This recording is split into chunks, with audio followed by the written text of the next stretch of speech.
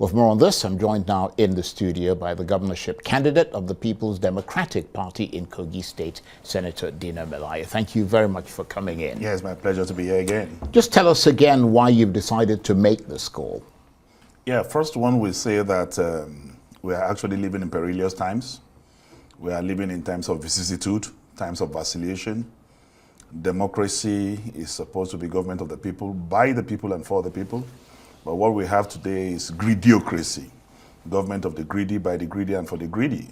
And the umpire that is supposed to be the transparent referee automatically have become INEC, and the judiciary have become departments or appendages of the APC. I did an elaborate elucidation on INEC, and it is impossible for us to have credible, free, fair elections under the morally and ethically challenged national chairman of INEC, Mahmoud Yakubu. It's not possible for us to have a transparent election, because we thought after the satanic manifestations of the February election, we thought Mahmoud Yakubu would become born again. We take opportunity to redeem the image of INEC and himself with the November 11 elections. But automatically it became more brazen. It became more nefarious. And the system adopted, especially in Kogi State, is legendary. It's never been seen in the history of this country, where results manifested even before the accreditations of candidates. And we know that these sensitive materials are supposed to be within the custody of INEC, the central bank. So how is our naira and money safe with the central bank when sensitive INEC materials are not safe with the central bank? Because the results we saw on the streets, the ballot papers that were being completed even before the elections, were supposedly to be in the custody and safekeeping save of the central bank. But we found them on the streets. Like I enumerated a few days ago, I got certified through copies of INEC documents. We all know in this country that voters registration ended in November last year, November 2022. That was when the last time that the voters register was updated. And I got a certified true copy of the February result of the Presidential and National Assembly elections in Kogi State from INEC. And I also got a certified true copy of the November 11 governorship election that I participated in a few weeks ago. And by the time I carried out comparative analysis of both, I discovered that, for example, in Okene local government, that registered voters during the presidential election was 140,000 plus.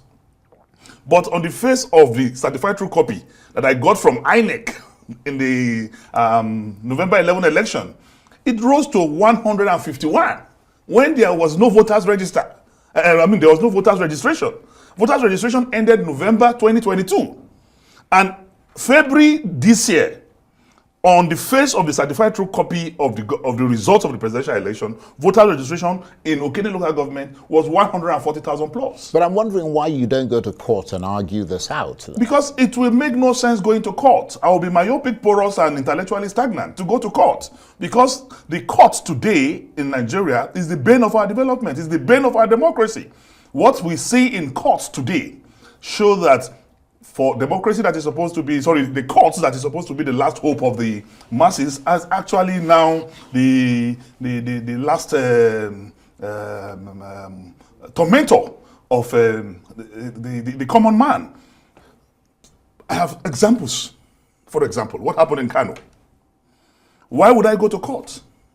When the judgment read in court is different from the certified true copy of what was given. And shamelessly, stupidly, the appeal court came out and said that is clerical error. They said it's clerical error. I don't know if the definition of clerical error changed, because the 3 paragraphs that became contentious, there were no spelling errors. So what is the meaning of clerical errors? Because there were no typing errors, there were no spelling errors. So you now also begin to ask yourself, Labour Party just came out 2 days ago to say that they have no judgment. And Supreme Court is telling them that no, your judgment is in Atiku's own. You know? So, and Labour Party cried out. And we all in this country, we knew that Labour Party went as a party. PDP went as a party. And there was never a time during the case that these two cases were consolidated. I'm a graduate of law. And the primary thing in law is that when you raise questions for determination in your case, it becomes mandatory, it becomes paramount, it becomes compulsory, it becomes obligatory for the court to answer those questions. But in this case, you are telling them that the questions have not been answered. For example, Labour, one of the questions or one of the issues that was raised in their submission is that how did the photograph of a woman appear on the server of INEC instead of result sheets? That question was never answered. And the court and Supreme Court know that they cannot answer that question without creating what we call in law precedents, negative precedents. So they refuse to answer it. So why will Melaye Daniel Dino or any responsible Nigerian go to court with the kind of courts we have? Look at the gradual usurpation of the states won by PDP by the courts, where the majority have decided on the field. 7 people, 5 people in the case of Court of Appeal will sit down and upturn the popular mandate of the people. See what is happening in Plateau. See what is happening in Kaduna. See what is happening in Nasarawa. See what happened in Kanu. With this type of cash and carry judicial practice, why would anybody go to court? Because the courts have become a parastatal of the APC. So they boastfully on television during their campaigns, boast about it. Yeah, so you've lost confidence in the Electoral Commission and you've lost confidence in the judiciary. Yeah, they are conjoined twins. The two of them are conjoined twins and they are departments of them. And what you're suggesting, what you're advocating is collective boycott of elections in this country by the opposition. Yes. What has been the reaction from the opposition parties to that call of yours? I have not only pronounced that, I've not only suggested that, I've not only advised that, I am taking it to the next level. We have a meeting on Tuesday, and from there we will prove to both who's we? We will prove, we, concerned Nigerians, who want a new Nigeria, who want a country where there will be justice, egalitarianism, where there will be fairness, where there will be equity. Is it the opposition parties that you're Among the opposition parties, of course. Okay. Among the opposition parties, of course. And the only way to cure this mess is for the dissolution of INEC. Today, as I speak to you, non-card-carrying members of INEC have been appointed as commissioners in INEC. That will not happen in any civilized line. No card-carrying members of a political party. They are of APC. Right, okay. They are non-card-carrying members of APC, and they have been appointed as commissioners. Right. And these are the people that will recruit ad hoc staff during elections, who will now carry out ad hoc INEC activities at the pool. Then automatically, the thing will only get worse. INEC have become SIEC, State Independent Electoral Commissioners, where governors appoint their aides, appoint their party members, and write results before even elections are conducted. So INEC is now synonymous to SIEC. And what is happening in SIEC across the state is exactly what today is happening in INEC. Right. And we cannot keep quiet and allow Mahmoud Yakubu to destroy, although he has even destroyed our democracy. People have lost complete hope in INEC and in the judiciary. So the only solution is for the dissolution of INEC, or Mahmoud Yakubu allow God to touch him by voluntarily resigning, because he has wreaked havoc in the fiber, the vein of democracy in Nigeria. Do you think your call will be taken seriously by members of the opposition? Because if they didn't embark on a boycott after the presidential election, where a lot of noise was made, and you know, after the series of challenges to the outcome, I mean, why should they do it now? Because what we saw in Kogi is completely legendary. It's never happened anywhere in the world. The system of rigging during the presidential election was not acceptable but was not a wow. But what happened in Kogi? I said before accreditation, results were already on the streets. INEC, myopically, after I cried out in the morning and did a broadcast, made a press statement to say they are investigating 5 local governments. They are investigating the incidences of 5 local governments: Okene, Okehi, Adavi, Ajakuta, understand? And Ogorimagongo. While we were waiting for the results of their investigations, you know what happened? They announced results in those local governments. INEC. But the crux of the matter is this: Nigeria is a signatory to a lot of bilateral agreements.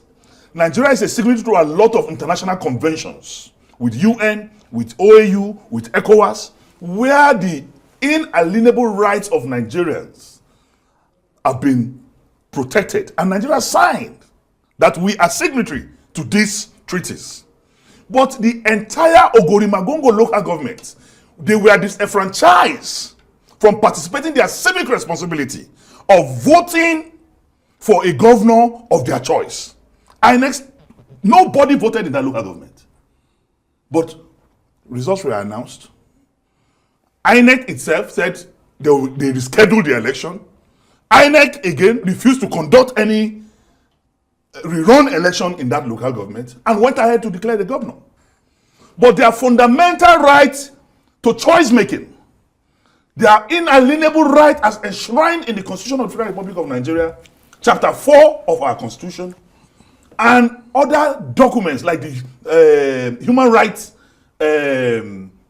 Treaty we signed, and that of the United Nations, all have been abused because these people's rights are completely, they've been disenfranchised. So in effect, I mean, you're going from being a politician, which is essentially what you've been, competing for elective office, to now becoming a campaigning activist. I mean, how hard are you? I've always been an activist. I was an activist. I'm an activist. I will remain an activist. Right, even before I delve into politics. But how hard are you willing to campaign? Because to achieve what you're calling for, you're going to have to work really hard. We are going to work hard. We have no other country to call our own but this country. We will not allow Mahmoud Yakubu and this commercial interest in the judiciary, people who have commercialized their consciences, will not allow people who have decided for selfish and personal interests to ridicule Nigeria as a nation, to carry on. No, we will not. Well, because in an unjust society, silence is a crime. The issue of INEC is fairly straightforward. You're calling for the resignation of the chairman. How are you going to deal with the issue that you're alleging about the judiciary? It's everywhere, my brother. What happened in Kanu, is it not there? Where you have a verbal judgment and you have a written judgment, and there's disparity between the two. Is that not enough to give any sane, reasonable character the decision to say I have no trust in these people? Today in this country, we have people who are in the Senate who never ran elections, and they were certified by courts as senators. Meanwhile, they never participated in any primaries. We're in this country where somebody who came fourth became first. No, what I'm ratified by the courts. I understand that. No, I'm giving you the indices, the yardstick, the criteria. But what I'm trying to understand is what you are asking of the courts. In other words, it's clear what you're asking of INEC. Yes. What are you asking of the courts? What I am asking of the courts is simple. I'm not asking of the courts. I'm asking of Nigerians. Right. To take on the judiciary. We must have a judiciary that will be transparent. We should no longer shy away from saying this is a temple of this, judges are sacred. We can no. Judges have walked into the gutters. Judges have dropped their hands in the murky waters of politics.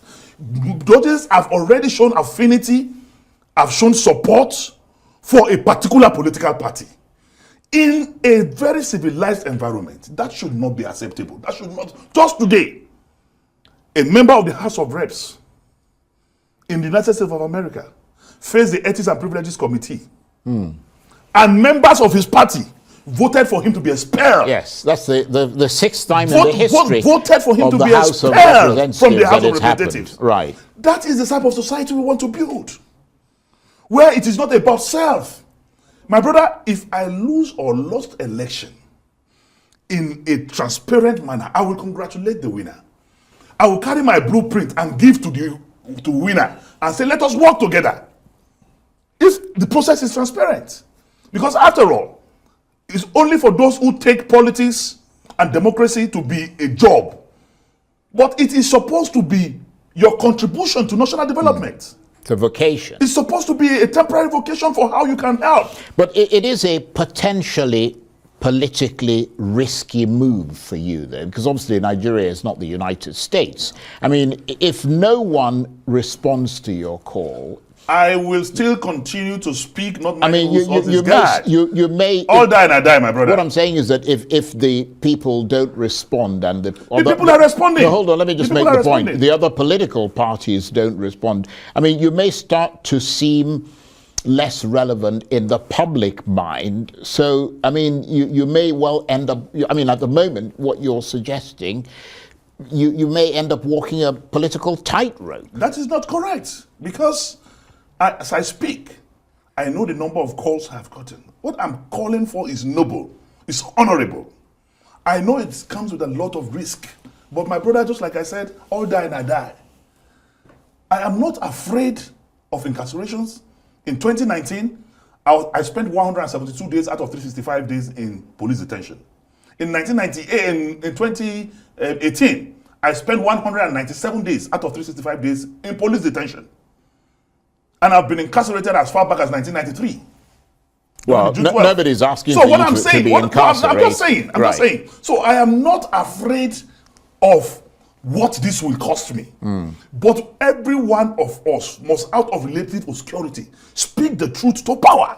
We cannot continue like this to allow the judiciary and INEC to continue to destroy our democracy. It is not about me. It is not about what I feel. But what about those who say that it is better for the opposition to work from the inside? Because once you start the boycott, you'll be on the outside and you'll no longer be able to concentrate minds in what is actually happening with elections, because you're no longer taking part in them. My brother, if they regard you as an alcoholic, taking more alcohol will not cure your alcoholism. The best is for us to sanitize the process. How do we sanitize the process?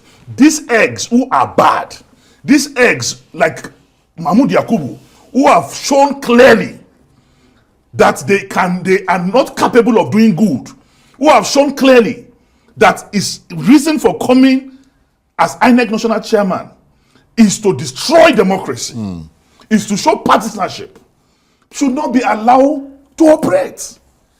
And that is why every good thinking Nigerian must embrace my suggestion of boycotting elections. How will it look if Mahmoud Yakubu is to conduct the next run of elections in this country? How many people will have confidence to even go out and vote? How many candidates will want to? My brother, spent 3 months, brought in 12 professors, 6 captains of industries, brought a lot of intellectuals, and gave them 3 months to build me a blueprint. They did a blueprint and gave it to me. And I adopted it. I read it. I went to every nook and cranny of Kogi State to campaign. APC only had 3 rallies. Meanwhile, I was going from one village to another, from one mosque to another, from one church to another, evangelizing and speaking my policy document. Then on election day, somebody just sit down somewhere and write results.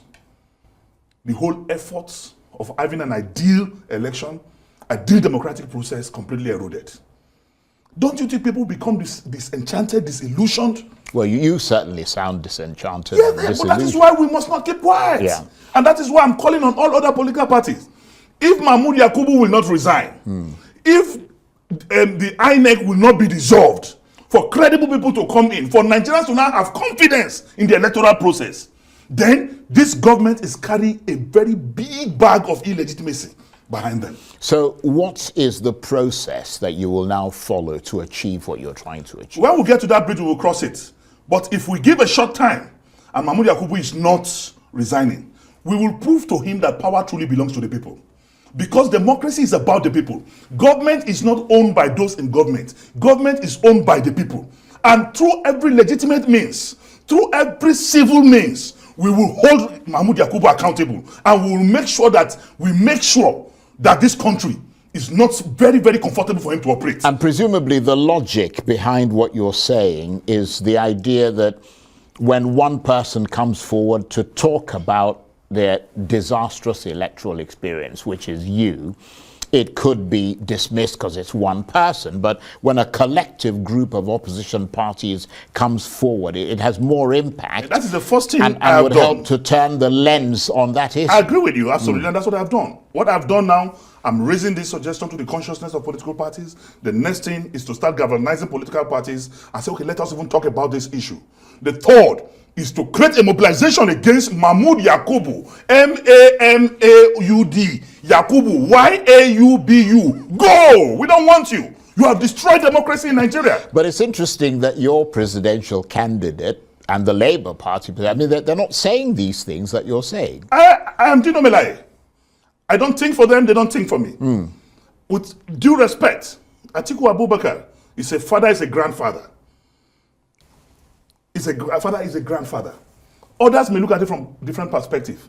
But I am looking at it that every Nigerian must decide either to walk in the light of creative altruism or we perish in the darkness of destructive selfishness. And I don't want to perish in the darkness of destructive selfishness. Even if I'm the only one, my brother, I will go to INEC and march and occupy INEC and sit down in that place. Well, you said if it's only you, because the opposition itself, I mean, let's face it, it's pretty splintered. It's not a homogeneous sort of group. I mean, and it remains to be seen whether something as radical as an election boycott will bring them together. We will get there. Like Atiku Abubakar already called for a merger of political parties against this demonic party called the APC. So I am now saying let's boycott. So the issues are ruminating. And all we now need to do is to sit down, put it in perspective, organize ourselves as opposition parties, organize ourselves as political parties in this country, and say, the question is, can we continue like this? If the answer is no, what can we do about it? And what we can do about it is through collaborative efforts of other political parties. And that is where we are driving towards. And I am going to be the driver of that process.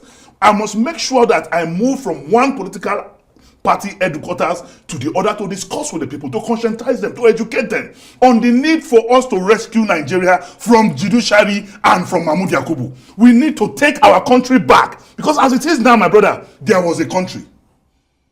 A country is a country when all the tenets of democracy, all the doctrines of democracy are respected. Right. But there is nothing in this country that is working today. And the only cure to it is good governance. And you cannot have a good governance from a terrible, corrupt electoral process. And it is obvious from what we have. What happened in Kogi is not an election. Right. It's allocation of votes. Well, how can you in February, for example, from Okene local government, the total vote cast in Okene local government in the presidential election in February is 33,000. From that same local government now, we have produced about 150,000. Right. Does that make any sense? Well, I think you've made that point, and you're a very forceful speaker, and it's interesting listening to you, and we will keep up with you to see how that campaign is going. But let me also say that Arise is very objective. I agree with you. So if the INEC or the APC want a right of reply, they have it. Yeah, but Arise staff, presenters like you are also Nigerians who go to the same market, who knows what is your correspondence, your reporters were in Kogi. They knew what happened. Right. So you must also play your part in but rescuing this that's country. why we're giving you the opportunity. In making sure That's that why- more people Yeah. come to talk from other political parties. That's why you're getting you're the views of talking other about political it, parties on this perspective but is we very also important. have a responsibility to balance the story. I mean, No, there's nothing to everybody balance. has Those people are criminals. everybody has a right There's nothing to a balance. right of They are reply. criminals. They have destroyed this country. But I want to thank you very much indeed. pleasure is always Senator mine. The Dino pleasure is always Melaye mine. is the governorship candidate of the People's Democratic Party in Kogi State. Thank you very much. Mahmoud must go.